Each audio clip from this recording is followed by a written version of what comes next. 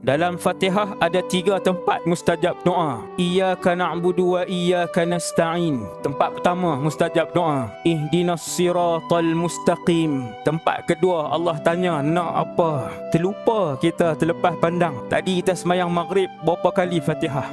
3 kali Fatihah. Ada 9 kali tempat yang Allah tanya nak apa. Bila kita sebut Fatihah, Alhamdulillahi Rabbil Alamin, Allah Ta'ala jawab, Majjadani abdi, hamidani abdi wa majjadani abdi. Hambaku memuji aku, membesarkan aku. Bila kita sebut Iyyaka na'budu wa iyyaka nasta'in, wahai Allah, aku sembah kamu saja, aku minta pertolongan kamu saja. Allah Ta'ala kata, apa yang kamu nak? Apa permintaan kamu? Tiap-tiap kali kita baca Fatihah, sebut 3 ayat ni. Waktu tu niatlah dalam hati, as'alukal jannah ya Rabb. Niat dalam hati, laju-laju, jangan berhenti lama-lama pula. Aku pohon syurgamu wahai Allah. Ihdinas siratal mustaqim. Matikan kami dalam keadaan husnul khatimah.